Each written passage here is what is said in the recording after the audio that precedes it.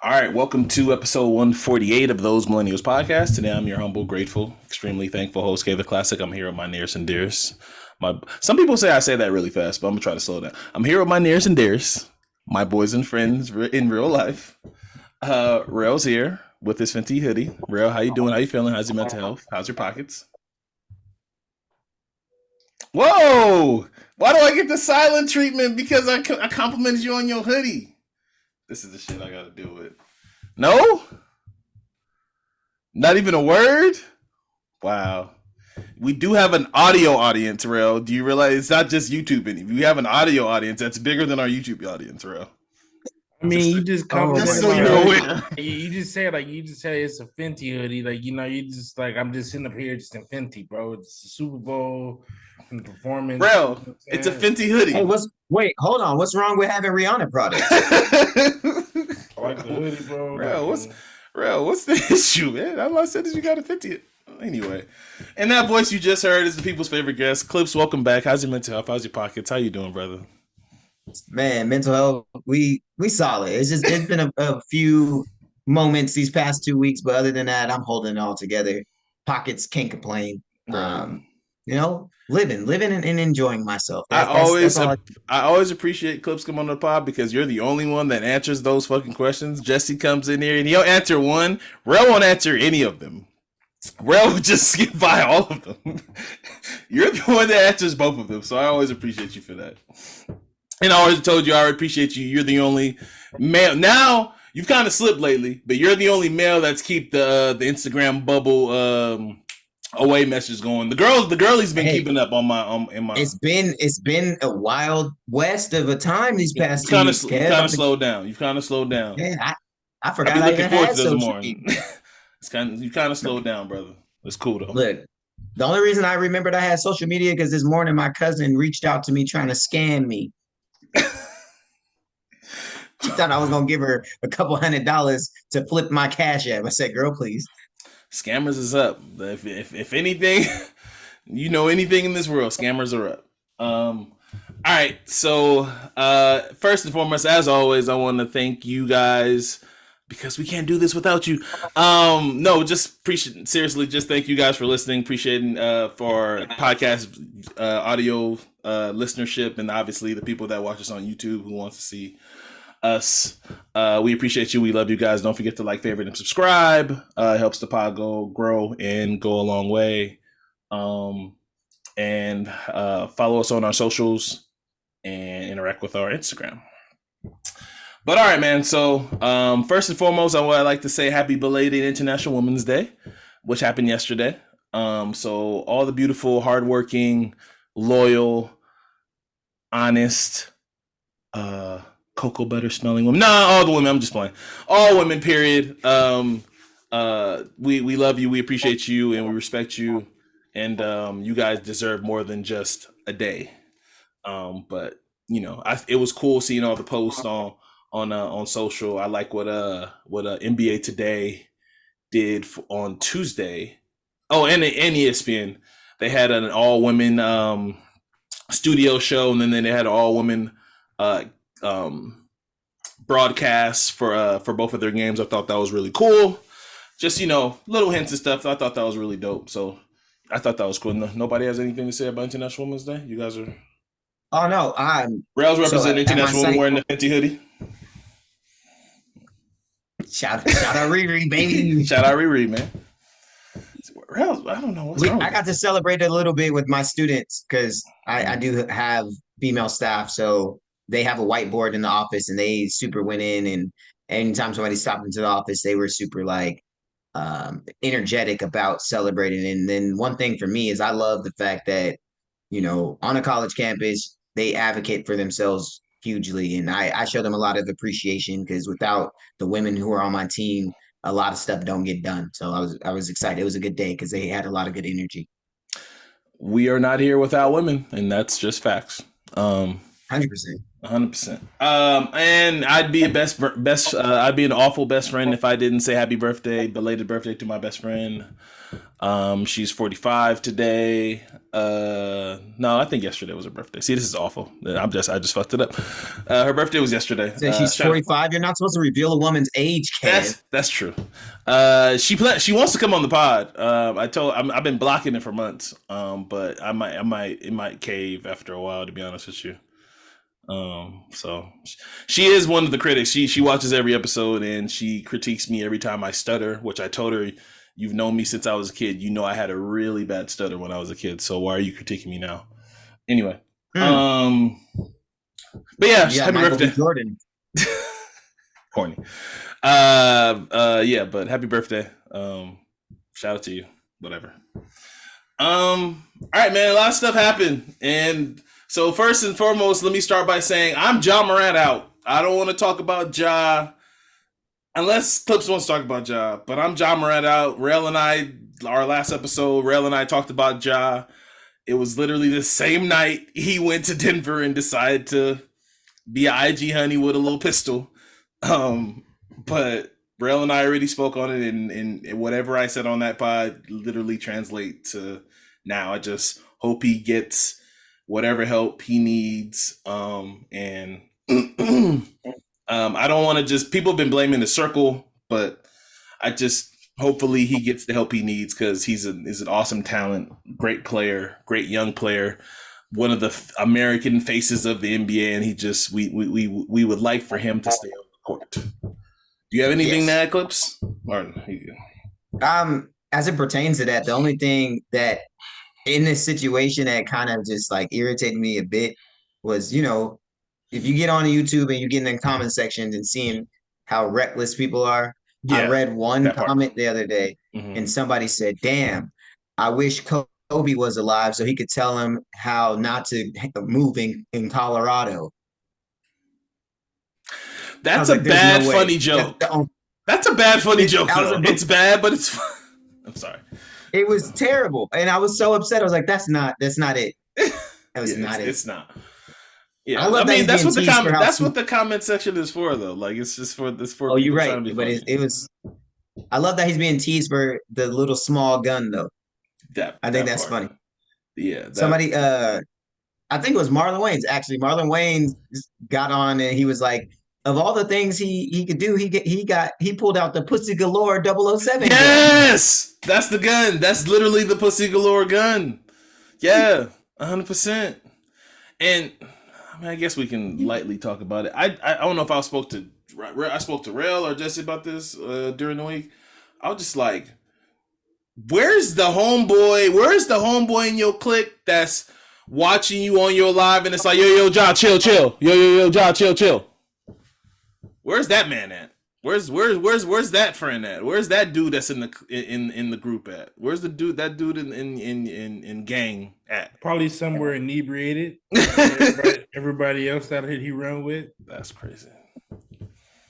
But all right, like I said, go ahead.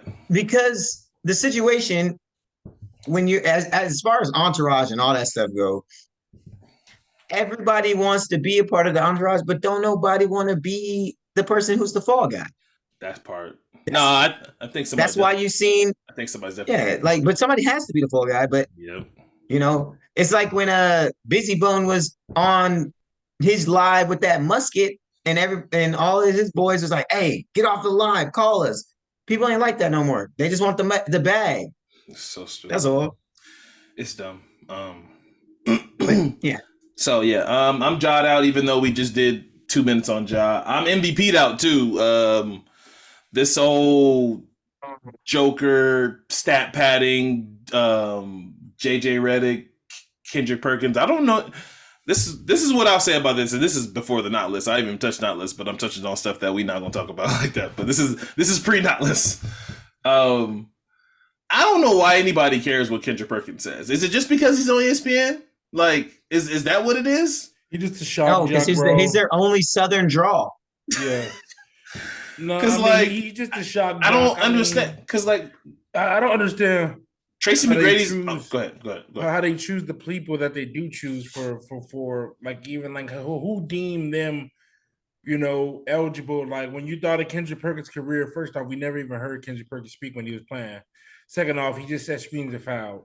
Third off, like nobody even knew Kendrick Perkins had this deep personality. Like there's so most of the like personality from his era, like it's kind of weird how they even pick who to like because it's like I look at like why they got a guy like Tim Legler who does the nights with SVP, who's actually pretty smart.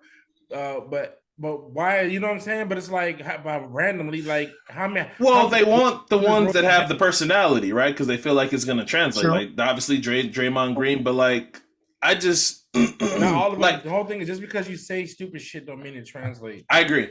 Tracy McGrady is one of my top 3 players of all time, right? I grew up loving Tracy McGrady, right? For a lot of reasons. Player. I never deeply cared about what he said on the jump of Rachel Nichols. Like I just was like, T-Mac's cool. Like I didn't deeply care. I didn't take it as like it wasn't. It was never gossip for me. I mean, like gospel. I'm sorry for me. Whatever he said on there, I was like, oh, it's T-Mac. I get to see T-Mac every day. But like, I think it's just the takes, though. Yeah, like Vince Carter's on NBA Today. One of the greatest dunkers. He never. He didn't make top. He didn't make the NBA 75, right? But he's like one of the 80, 85 greatest players of all time. I don't care what Vince Carter has to say about shit. Like I don't. I think I told Jesse. I care about what. This is me. I care about what Zach Lowe says. I care about what Marcus Thompson says. I care about what Kevin Pelton says. And that's what I'm about to get to. Is that you realize that most of the people that we care about what they actually think about the game, it's rarely the players. Because I don't know if how many players actually watch the game like that. Like I care about what JJ Redick says. I care about what JJ Redick says, but he's not dropping the day-to-day podcast giving me what I want to hear about, That's like true. how the teams function in the ins and outs of the day. You know what I'm saying? True. So when people speak about like narrative, I care about what Draymond says. I know you don't, but I do. I mean, it's Draymond. You know what I'm saying? I fuck with Draymond. So I just feel like when you look at this is why people shouldn't care about what people say, because when people listen to the actual people who know basketball, and if you listen to this podcast, listen to the Low Post. Go find 50 other fucking basketball podcasts and get your fix. There's team oriented podcasts that I like for certain teams. That Locked On. You follow your Locked On series. You follow maybe find you a team. Like I listen to random team podcasts that I like. So a lot of these people, a lot of these athletes that they don't watch the game and they just getting information. They're just getting shit from the night before. It's the equivalent to like listening. Again, no disrespect to any of these guys, because all these guys are legends. It's equivalent to like listen to Chuck and Shaq talking about the game when you know damn well they're not watching every game. Like they're just not. We know Chuck and Shaq aren't watching it. Chuck proves it every year when they do who he played for. He doesn't watch the game. Like he proves it every year. Again, I'm not saying that he doesn't understand the game. He forgot the game. He forgot more things about the game than I'll ever know. But like he does, he's not watching day to day. Like let's just keep it a buck and a half. Like he's not. Same thing with Shaq.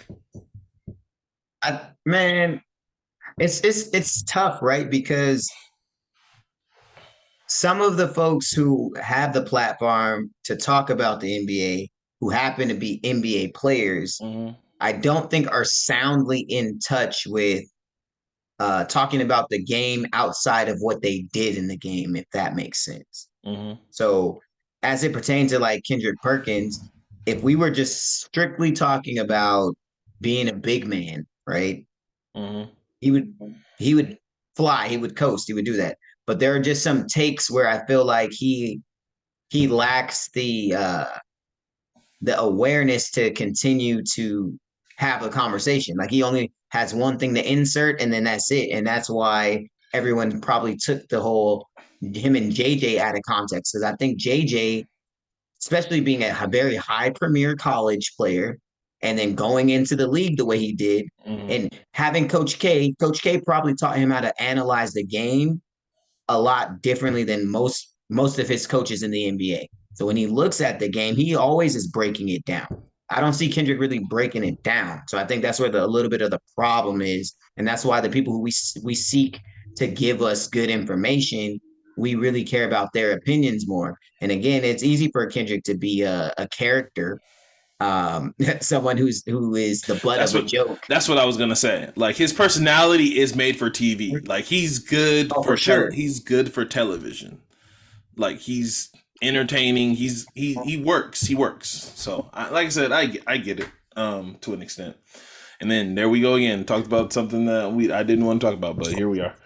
All right, so it's not list time. Unless Ro has some picks he wants to do before for the tournament. It's NCAA tournament season here in Las Vegas. You got some picks? Not yet. Okay. Hey, Real, what's the over under that Aaron Rodgers stays in Green Bay? Yeah, give us that. It's likely he's going to be a Jet. Man, you gonna Brett Favre him? Come on. I mean, from everything that even the odds are saying, like the Jets are the favorite to be the team that he led. Like they're the favorite to win the championship this year, which is kind of crazy. No, I saw that. Favorite to win the championship. Wasn't what that about retirement? Okay. No, well, retirement. They're the most bet on team to win the championship. Oh, there it is. At plus 1,500. Okay. They're not gonna win a fucking championship. No, they're not. The Jets are gonna jet. Sorry, I'm a little bitter about the whole situation. I know, Mr. Green Bay Packer man. I might do the Terrell spot. And man, you guys can always just pick up Jimmy G. All right. Hell no. I'll go play quarterback. I am a shareholder of the Green Bay Packers. All right, I'll go play. I do want to add one thing that sure. But while we're on NFL is that I think a crazy narrative that's being like underlined that nobody's talking about is that the Haslams just purchased the Milwaukee Bucks. And right now the Haslams, they own the Cleveland Browns and they possibly have just fucked the QB market so bad that there's possibly collusion going on in the NFL right now because of that deal that they gave Deshaun Watson. Yeah. Like they gave Deshaun, mind you, this organization was so desperate. They gave him $240 million guaranteed when they knew he was going to be suspended. After all the allegations, they didn't care, and this is why the Ravens are not telling Lamar Jackson, "Go ahead," because we ain't playing that game. And like, mind you, like, and I think like shitty owners in the NBA is going to stick out, and so with Giannis being there, Giannis' career now in the hands of Jimmy fucking Haslam, and I think that people are not like acknowledging this enough. Like this dude is an idiot. Like he. I didn't think we was gonna go down this route, but since we're here, I think Lamar Jackson, who's been representing himself, right, as far as he doesn't have an agent currently, right? Mm-hmm. I think but getting assistance from the association. Getting assistance from the association and his mom, right? I think he should go get that Deshaun Watson. I don't know who his agent is, but the fact that Warrell just spewed right now that he got that bag after all the allegations, he's not getting that. He should go get whoever. I don't know who it is. It was just he should go get Deshaun Watson's lawyer. How the deals were going, whoever that is, because that person knows how to get the job. That deal was so asinine when they gave it out that they couldn't believe it. They couldn't believe the trade. They couldn't believe what the Browns committed to. Everything was asinine. Yeah, everybody was like, "What? You guys know he's going to be suspended for blah blah blah." It's not even the fact that he was. It's not even the fact that he was suspended. It's just the fact that he came back. He was asking the guarantee money that they promised him. Yeah, like he came back. But nobody thought he was going to come back and be asked. So let's keep it. Let's be honest. Nobody thought he was. Nobody thought he was going to be asked. And like the whole thing is when Cleveland guaranteed him that money, everybody said like this is kind of fucking stupid because he just became the highest. He had the richest deal in the NFL history at the time. So it was like the most guaranteed money ever and it was like this is. Yeah, he gets paid like $10 more million than Pat Mahomes, right? He gets way more than Pat Mahomes right now. Pat Mahomes Dude, Pat Mahomes got like 40, 45 this year. Because Pat Mahomes got that long deal where it's like he took a lot. Yeah, he took. But I just think overall, that's a narrative like just in between NBA and NFL. I think the Haslams with Giannis' career now, that's gonna be something to watch because the luxury tax in NBA it's a little bit more stiffer than what you do in NFL, where it's a stiff 230 about NFL salary has about 220 to 23 million, but it's a hard cap. You can't go over. You know what I'm saying? So there is no repeater tax, no repeat like repeat offender tax like that's NBA. It. And so somebody get too expensive, you got to trade them off or get rid of them. And I think Haslam's a shitty owner. You got an owner like him now, Manning, Giannis, Antetokounmpo rest of his career. I think that's something to keep an eye on. Just something that was on my mind. Okay. That I never threw out there. Good observation. Good NFL talk off the top. I appreciate it. All right, so real quick. I mean, not real quick, but we're gonna not list time. For those who are new to the program, the not list is just how it sounds. It's a list compiled of stuff that we are not talking about, but it's an excuse for us to talk about. I'm gonna save the very important one for last. But there's usually 5. It might be like 6 or 7 today, but we'll see where we go from here. All right, so number 1 on that list since we're talking about podcasting a little bit, in podcasting news, Paul George and Tyrese Maxey is his name Tyrese Maxey, right? Real? I think his first name is Tyrese. Both started podcasts this week, so shout out to them. Hey, real quick, Clips. I don't know if you've even heard of the podcast, but if Paul George was starting a podcast, what do you think he'll name the podcast? Dum dum dum. Paul George podcast. Close. Maybe I look like the guy from Cool Kids. Fonte? Is that what's his name? No, Mikey Rocks. Mikey Rocks. Okay.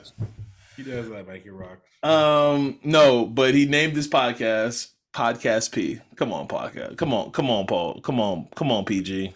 It just wait, come on, PG. Is it's only him?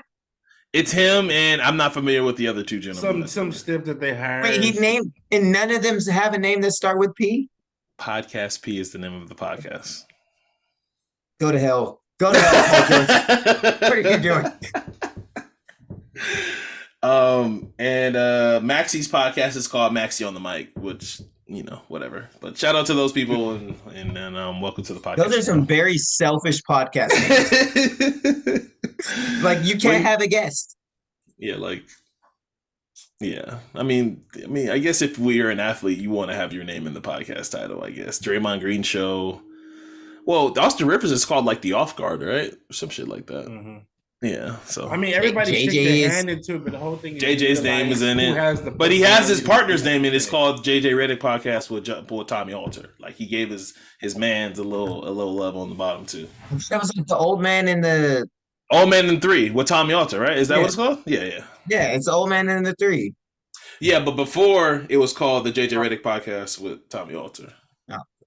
Oh. Okay, so number 2. This one's actually pretty good. Jonathan Majors will be playing Dennis Rodman in an upcoming movie called 48 Hours in Las Vegas. So that's gonna be baller. What a 2-year run by Jonathan Majors. This run might be longer because of his MCU stint, but he's about to go. Like, this year is the beginning of his run. I think now he just did a he just won some record. Building right now. Right. He just, I think right now he had a record for having 2 of the number 1, being part of both of the number 1 movies, number 1 and number 2 movies in the box office, which is obviously the Ant-Man movie and obviously Creed. So shout out to him. Shameless plug. I went to school with Keith, by the way. Hey, that's dope. That's fly. No wonder you're great. He rubbed some of your greatness off on. But yeah. I think Jonathan Majors is about to go on one of those runs. I'm not going. What would you compare it to? I mean, obviously we're going to talk about Will Smith, but Will Smith had a run, obviously, where he was just box office movie, box office movie, box office movie, box office movie. It might be different. Nothing like the Bad Boys. Yeah, I agree. Like that. I agree, but we agree that Jonathan Majors' run is coming, right? Like, it's a Hollywood run is coming. Is he having a rock run, like the Rock's run? It's rockish. Because Creed, now I got to think about runs because none of these movies were his. I was gonna say, what about an Eddie run in the early '80s? No, in the late '80s when 48 hours, the you're just throwing shit out there now, Eddie. I'm not saying he is. I'm asking Wesley Snipes. a question. Can we say Wesley Snipes run? He needs to be featured in the movie. Has to be featured with him, like the 48. Like Eddie was untouchable in the '80s. Isn't his movie, and that's true. Man. But I mean, I haven't seen Creed yet, but from everything that I've heard is, It's equal. This goes with the narrative that everybody feels like Michael B. Jordan is not a great actor, which I don't necessarily agree with, but that's what everybody says. And maybe next year, maybe we can have Jesse elaborate on this because he's the acting guy out of us. So shout out to Jesse. Wait. I'm here. Oh, please. I did acting too. Okay, so how do you think you think Michael B. Jordan is mid, and this is the narrative around him that he's. I do not think that he's mid. I think that the power of the script writing dictates what the choices an actor is going to make. So if it's, but he had a hand in the script writing for this one, right? Yeah. Oh no, yeah, he's a part of this whole screenplay from top to bottom, especially being the director. Right. But if you look at his performance in Fantastic Four, right, that's shit. Right. But when you look at his performance in Black Panther as Killmonger, right, there's no way you can't. Right. Okay, so right, that's true. I'm only using. There you go. That's it. Answer that question. Okay. I mean, I like you said, I don't agree with it, but that's kind of the narrative around it. But obviously, I haven't seen Creed yet. I plan on watching it in the next couple weeks.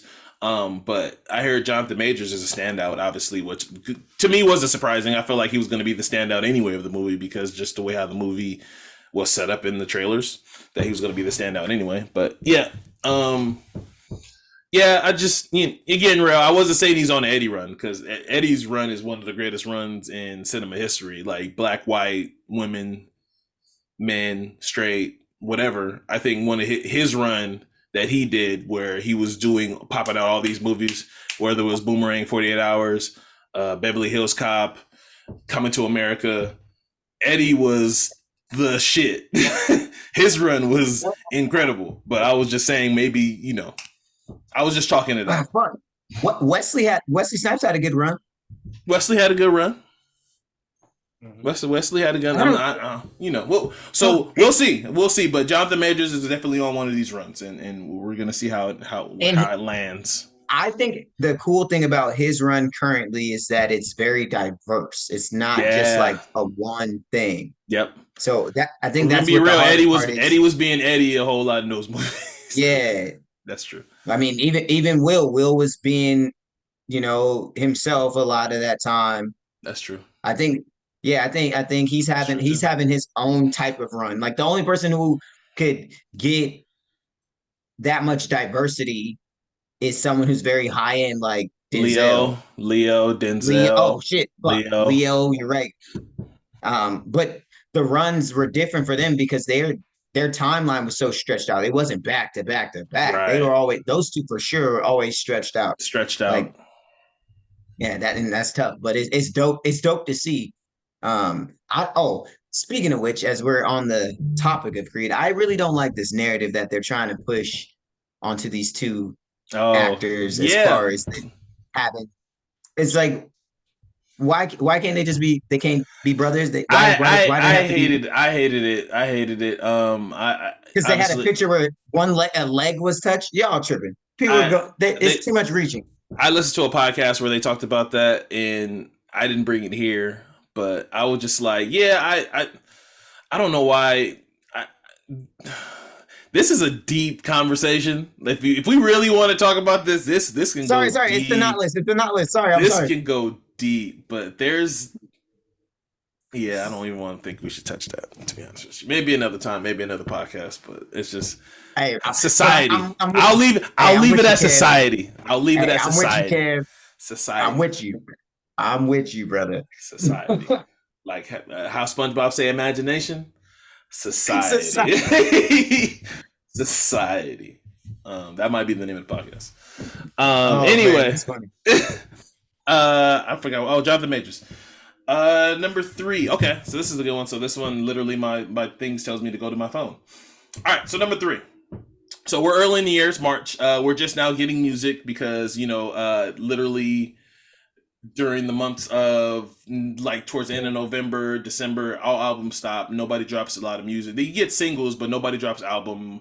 March is kind of when they start ramping up during spring break. So these are the confirmed rap albums that we have so far. And I wanted to hear, since it's perfect that you're on Clips this week, because I was going to ask Rel this too. I love music.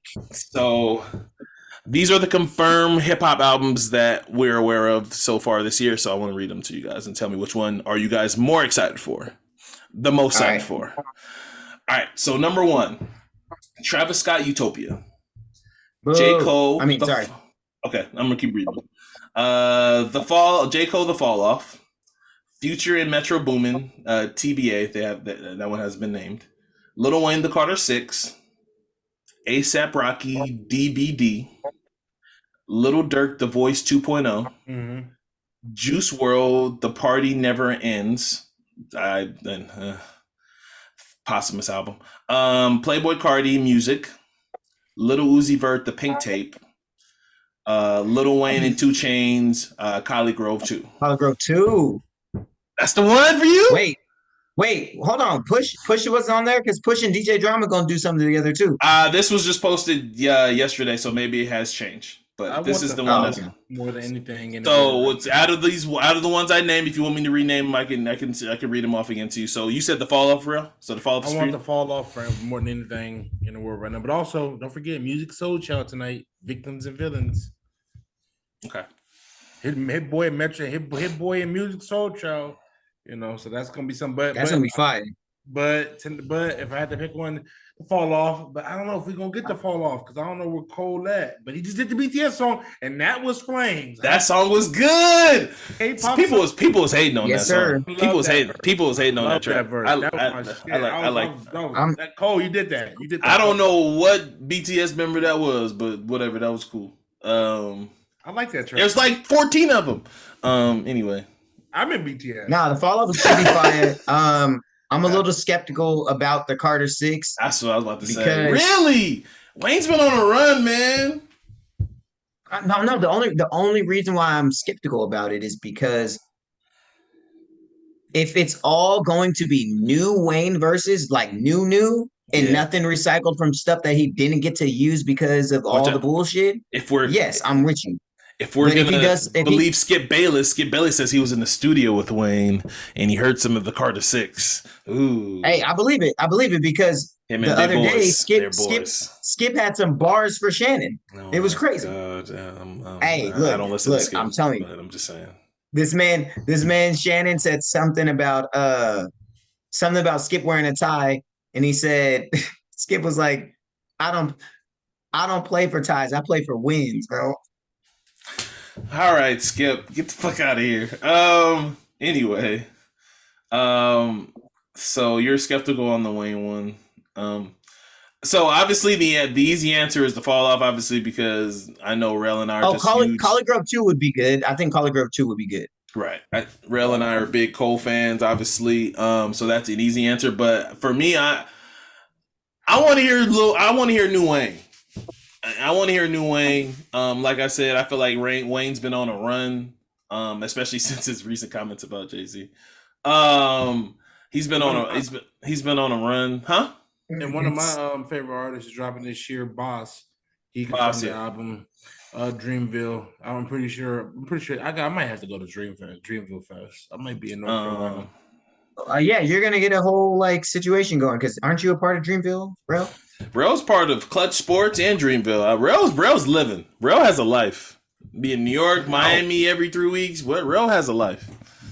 Hey, Rel, if you want me to go with you to Miami, just say so. Hey, man, I could throw the dates out there, bro. It's Hakuna Matata. Yeah, I didn't hear any dates. I don't even know when I'm going. I don't even know when I'm going back to Miami. The last time when I was in Miami, you was like, hey, man, just stay away from that little stripper John that I like. I was like, okay, my bad. I don't even know when I'm going back to Miami. But yeah, so Collie Grove 2, I think, yeah, so like that was the answer. So yeah, Carter 6, The Fall Off, Future Metro Boomin, I think that'd be hard too. So yeah, there's hopefully, and then this is just the ones that we know of, and obviously we're early in the year, so I'm pretty sure we'll have a whole bunch of other stuff that we'll look forward to. But those are the ones that I just saw online that were confirmed. So yeah. Yeah, that Push and DJ Drama is supposed to happen too. That's something I will super be excited for. So we'll see. That sounds pretty solid. We'll see. All right. So number 4 on the not list. All right. So we are all men here, right? We're men. What does a man have to do in order to? How close do you have to be to another man in order for you to feel as comfortable and the need to bite him? And there's a reason I'm asking this. There was a video that went I viral. don't think that's you Mike can't Tyson? justify it. I mean, you can't justify it as being men playing is playing. I mean, I don't know, but I mean, I'm not. You know what I'm biting talking another about? man. I'm not biting Jose Alvarado. You know, but you can't say like what men can. So, and repeat. cannot do. Can you say it so the audience know what we're talking So about? Brandon Either way. Ingram but bit Jose Alvarado playfully. Like that's their relationship. But you also can't A determine. grown ass man, But you Brandon can't do Ingram. that. You can't do that.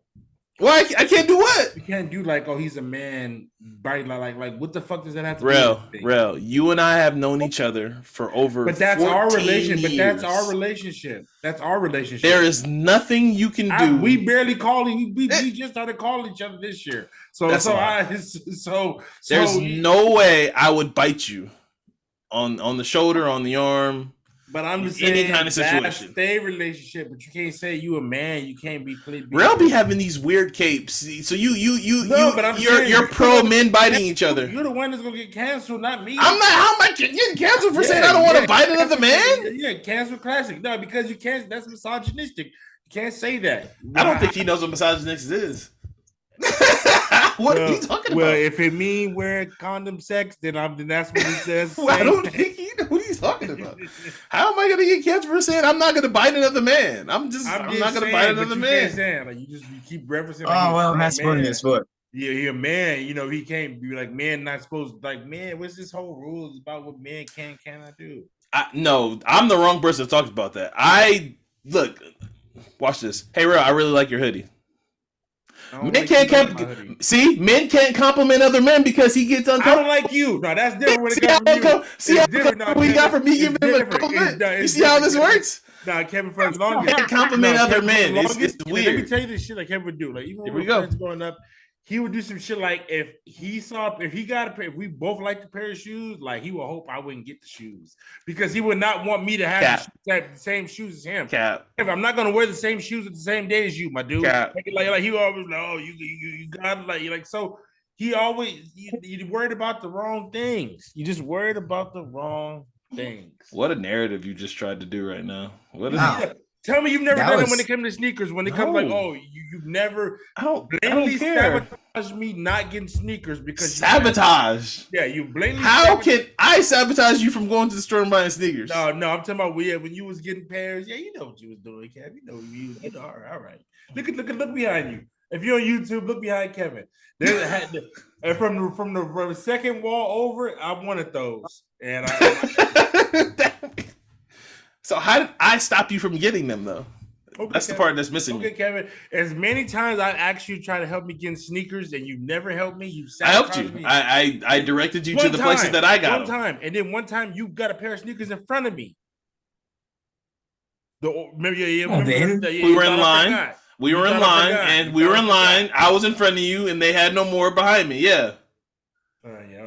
Well, so like I said, Kevin has blatantly sabotaged every sneaker I've tried to buy. He never tried to help me. He never tried to help me buy sneakers. He wouldn't even. He would get mad. Like, Phillips, I'm sorry you had to hear this and witness this, man. I apologize, man. I watch and listen to the pod all the time.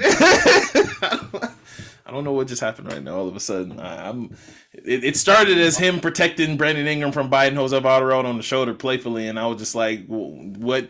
All I was me asking a question. What is it? Is that okay for a man to bite another man? But you said, whatever. That's cool. That's not our relationship, but that's their relationship. You're right, bro. All right. So number 5 on the not list. Let's get to it, man. So last Saturday,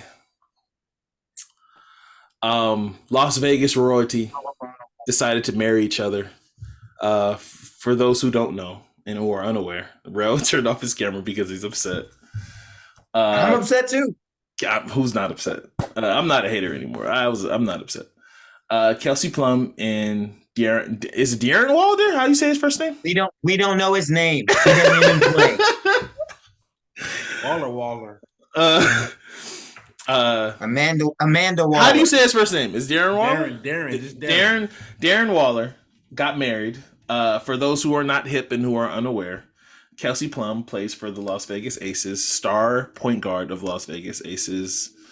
Darren Waller plays for the Las Vegas Raiders. When he can.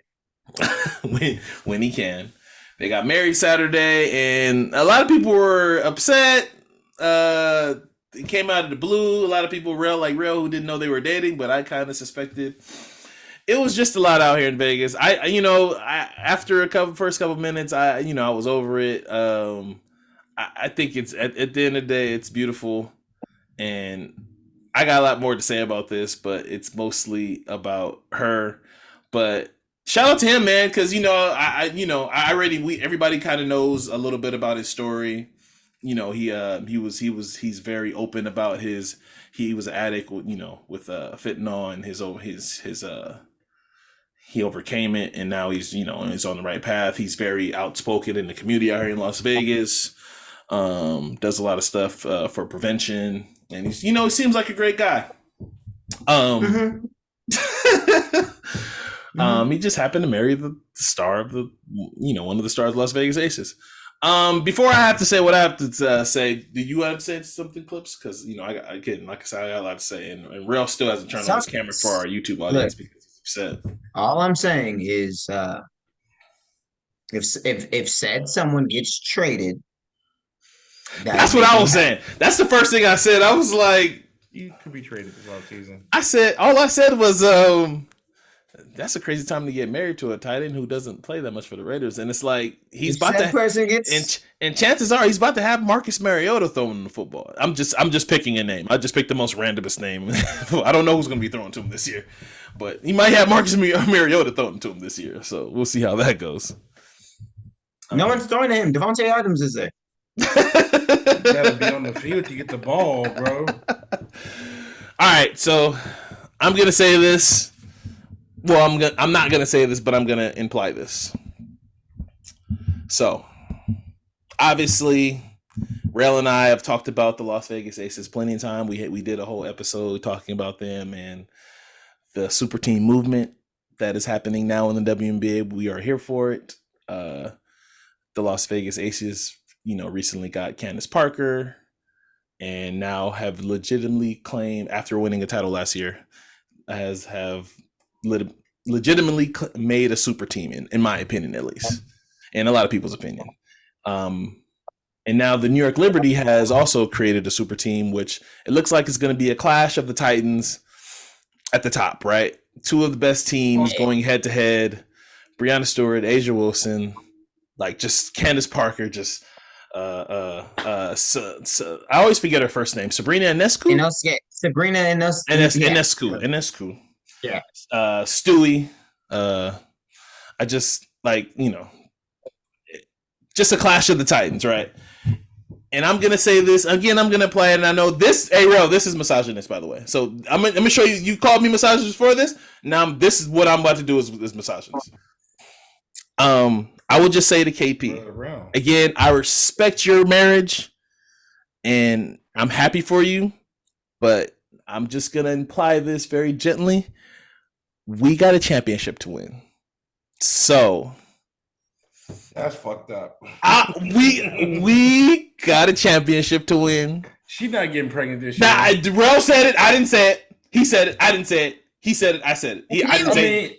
He said it. But if she do, we got a championship to win. You take when you put love involved. Rail said it. I didn't say it. So come at him. All I'm saying is respectfully. You're just saying we got a championship. I didn't say it. I'm over here being cryptic. I didn't say anything. You said it. That's more important than her child. I didn't. You said that. I didn't say that. You insinuated it. I didn't say it. Respectfully, we got a championship. It's a lot. It's a lot to unpack. We got a championship to win, and you are a big part of that core. She's replaceable. What? She's replaceable. Jarrell. She's replaceable. No, yeah, she's replaceable. I mean, she doesn't score like Asia. She's a handler and a passer. Get your sister on the phone. She's a distributor. Get your sister. She's a scorer. What are you talking about? She's a distributor. She was second in the league in scoring last year. What are you talking about? But Asia is who we run the offense through. Bro, bro, Replaceable. she's not. KP, I love you. I don't. If somehow this reaches you, all I'm saying is we got a championship to win. Be responsible. Strap up. I love that you've been working out at Atlas Fitness. Shout out to Atlas Fitness. Shout out to our guy at Atlas Fitness. Atlas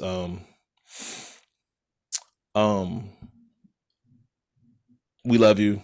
Just be responsible. We gotta check. I'm trying to tiptoe the line without saying anything. Be respectful. I understand. Especially a day after International Women's Day. You know, this is really, really skatey to territory. All I'm saying is It is. You we know, got a honestly, championship to win.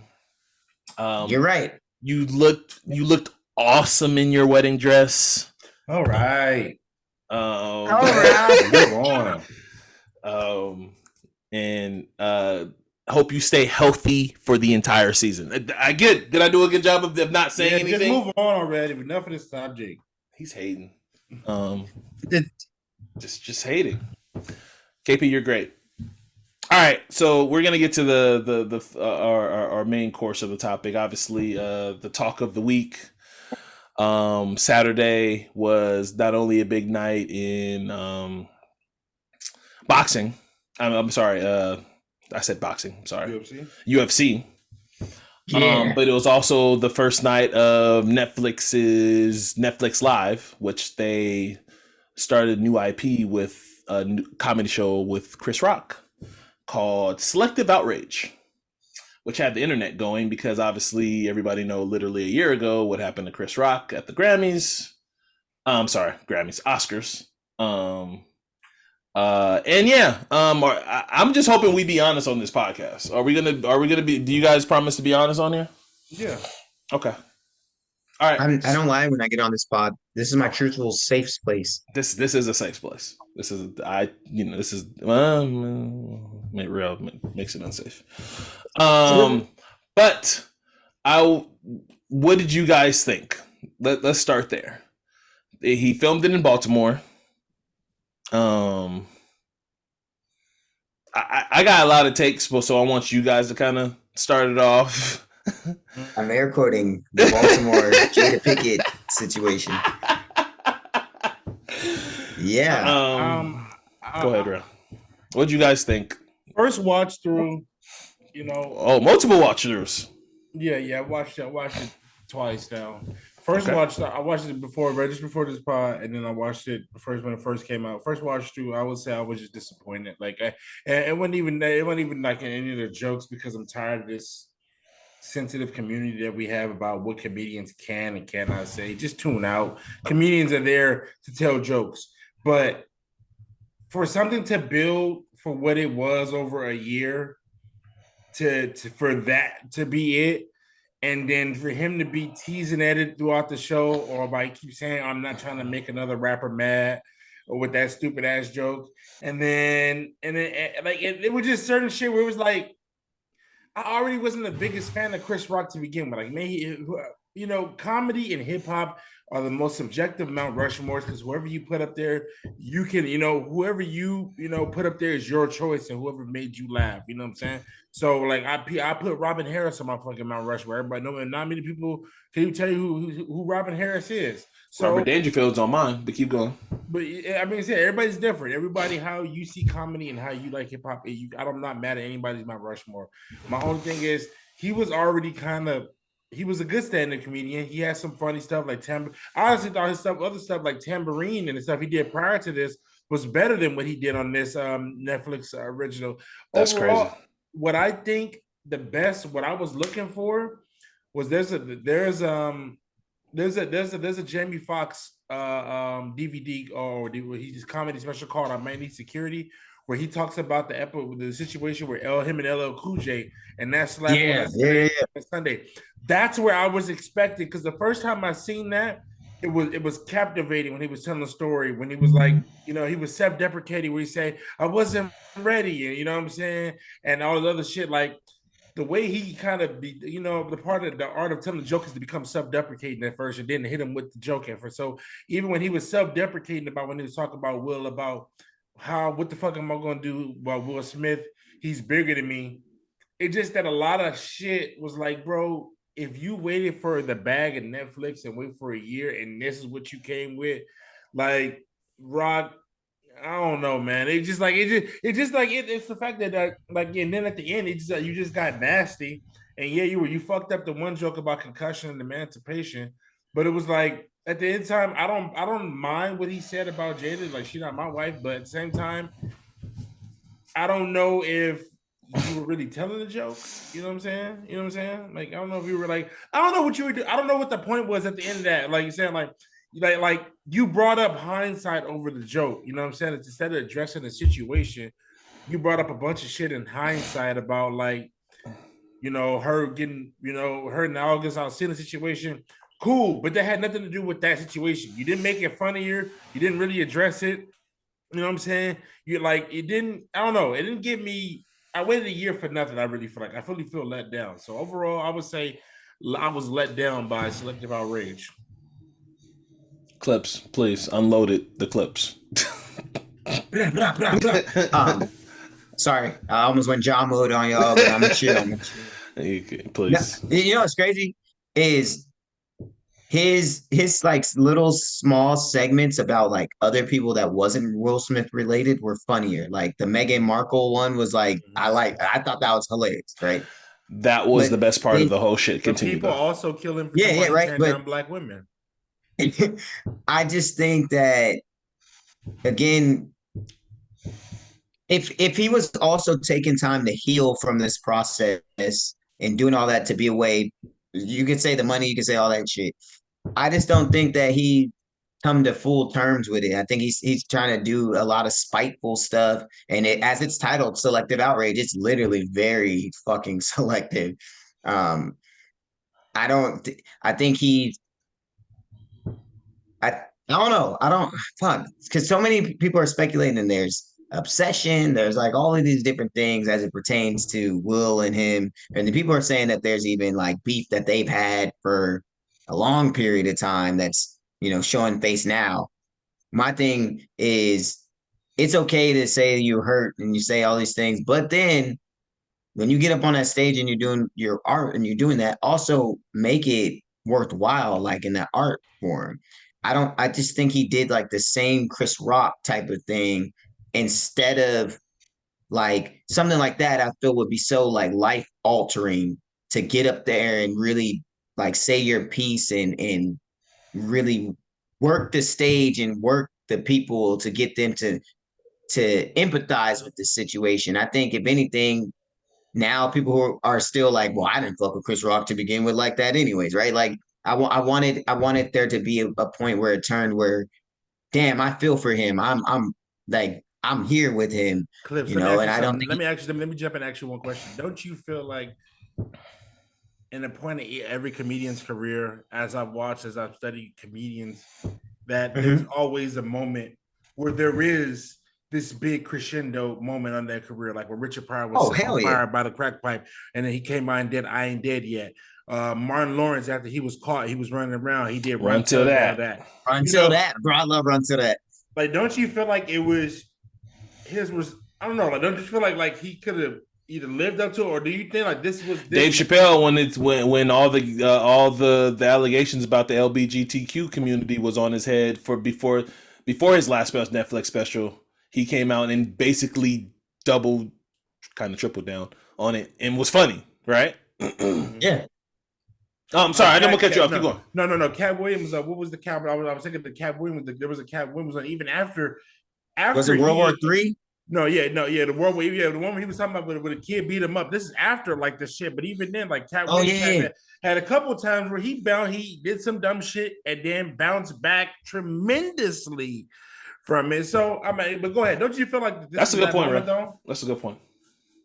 No, look, I wholeheartedly agree with what you're saying, bro, because something like that I feel like would make him, at least for that stand-up, change his dynamic. Even like Kevin Hart when he was going through with the cheating allegation. Like, her in Vegas, yep. Yeah. So no, that's a really good point. That's a really good Really point. good point. All right, so yeah, you guys nailed it. Real just brought up a whole point that I didn't even fucking think of, so that was dope. I'm gonna just kind of call it what it was. This was bad. This was ass to me. I'm gonna just keep it a fucking half. I don't agree. So I agree with much of everything Rail said, but what I don't agree with is I think I watched his other Netflix special and I thought they were worse than this. I thought this was better. Even though I didn't like it, I thought this was I better like than his. Tamarine. I like I Tamarine. thought this was a little better than Tamarine because of that Meghan Markle joke. There was like yeah, he had. Okay, so I'm gonna go all over the place. All right, so like Rel said, like the build up for this, he had a whole year. He was quiet. He turned down all these interviews. Everybody was trying to reach out to talk to him. You know, he even mentioned it. He was like, you know, I'll never play victim. I'll never go on Oprah. I'll never go on Gayle King playing victim. All these outlets are reaching out to him to say his piece and talk about, you know, all the Tonight shows and Jimmy Kimmel Live. They were all reaching out to him so he can talk. He was quiet the entire time because obviously we knew he wanted to release his own art in his own way. He obviously, after not, let's be honest, putting, you know, he would have been considered a punk, a bitch, whatever, if he did legal action on Will Smith, right? But for him to just be quiet and, you know, he should capitalize on some of that money, right? Because he took the humiliation. He's the one, his reputation has been tarnished to a point. He took a hit. They both took a hit, but he literally and physically he took a hit, right? Like Chris Rock took a hit, right?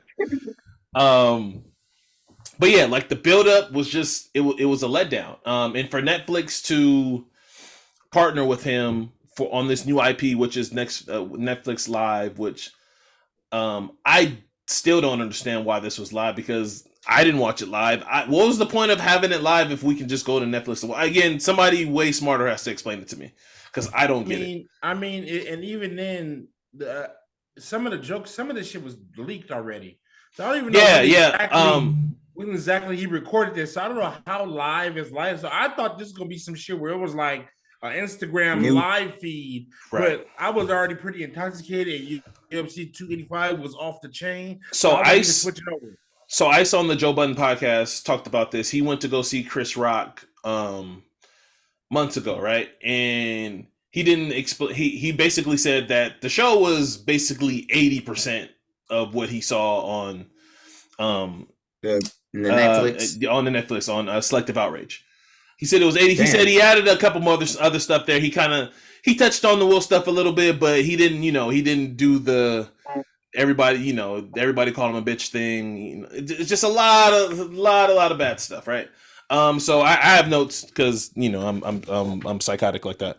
The first thing for me was I could not look away from them ugly ass boots he had on. Can you guys look away from them ugly ass white boots he had on? I could not look away. They was very distracted. I don't know what them shits was. They was very distracted, man. Again, for me, we all pay attention to comedians. You guys probably more so than me. Like the outfit, especially if you're up there by yourself the entire time, like the outfit makes a thing. Dave go up there and he got, and he's wearing his Dave fucking suit with his fucking Chappelle C. You know what I'm saying? Obviously, we remember Eddie back in the 80s always had on leather. Martin Lawrence on Run to That. I remember his little pattern outfit. Like the outfit in Kevin Hart, he's always wearing, besides the one he did from his house. I forgot which one that was. I forgot off the top of my head. But I don't think he wore leather in that one. But like your outfit makes the show. I didn't really enjoy the whole white thing, and especially with the ugly ass boots. It was just visually, it just kept on distracting. He's trying to be pure. I was looking at his feet, and the entire time I was like, "There's some ugly ass UGG boots, bro." Some of the jokes, obviously, he again, like Real said, 100%. Maybe Dave has spoiled me to where I enjoy the comedy where it builds up to where like the first 10 minutes is gonna connect with the last 10 minutes of the show. And It's none of that with Chris. It's literally it. I know he didn't go up there in the freestyle, but it damn near felt like he went up there in freestyle. And if he did, that's awesome. Because the thing is that Chris is the kind of comedian. Like the whole thing is Dave will start a joke and throw it over there, and then along the way tell you shit that'll chop it up, and then close it with that. That's what I'm saying. He'll give you the one up top. Yeah. It'll be funny.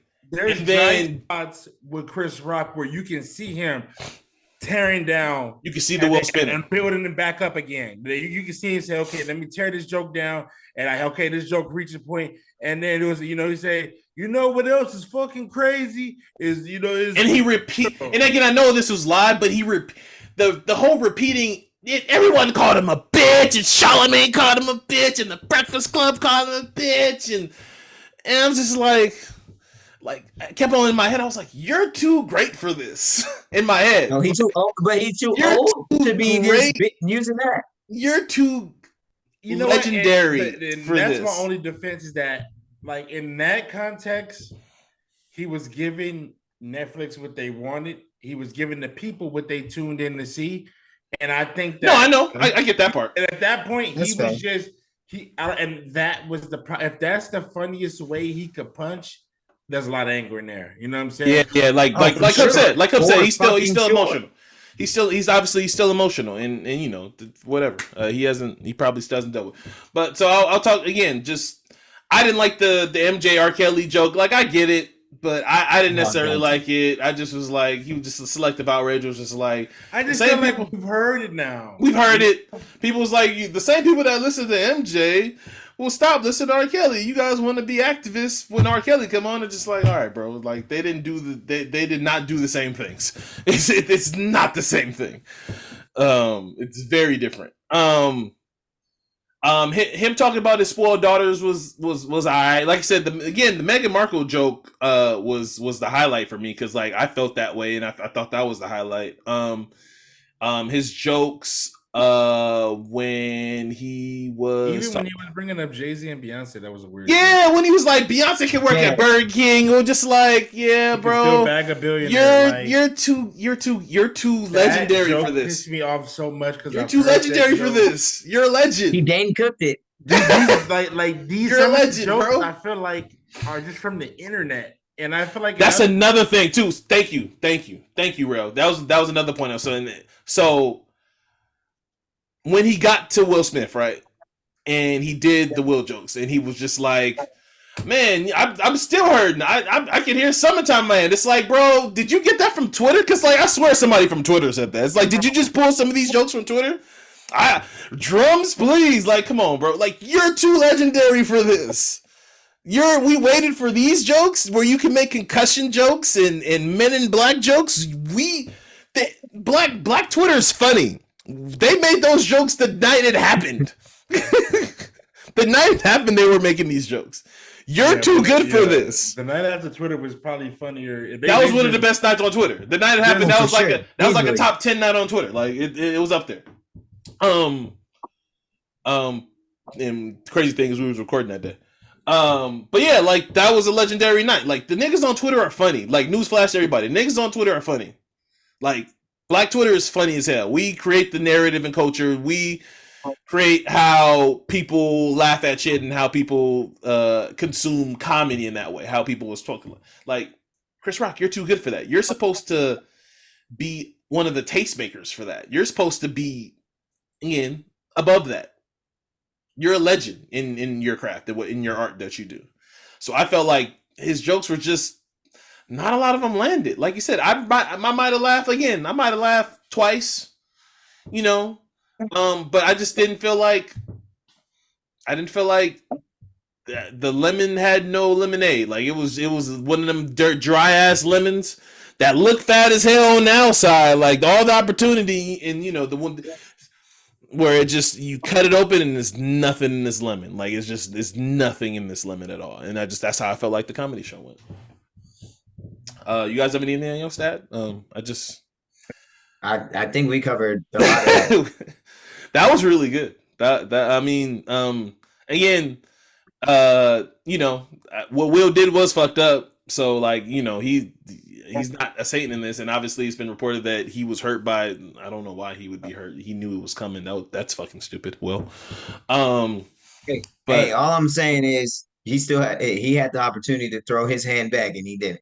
But I understand. Oh, and another thing for him to drop the mic on the last joke where he thought he said something, where it was like, look at Real, bro. Don't fight in front of white people. Don't fight in front of white people and drop the mic like he just blew the roof off. Dog, I thought I was taking crazy pills. I thought I was taking crazy pills. That's corny, yo. Or like to get mad about shit, but the don't fight in front of white people line. It's 100% true though. It's true. I don't give a fuck. I don't give a fuck who it is. Don't fight in front of people, as my grandmother would say. You don't fight, period. You know what I'm saying? So whether in front of our people or white people or anybody else. So yeah, but like when your parents would say, "Don't be a fool in front of white people," right? Like it was like one of those unwritten rules. I just heard, "Don't be a fool." That's okay. Respect it. But yeah, like for him to drop the mic on that, like he just, I don't know, just delivered Eddie Murphy Goonie Goo Goo joke. Like no, you didn't. That's not what just happened. But just for him to insinuate like, I don't know, some kind of coonery with you don't fight in front of white people is your finish line. When you and Will probably never gonna have more than 2 words to each other, like y'all saving it for some big sit down and nobody's gonna give a fuck about 3 years. Right. Like then Nah, they'll still care in 3 years. But that's more years. I'm done with it. I don't want to hear about this shit no more. I don't want to hear about this shit. I don't want to hear about Chris Rock anymore.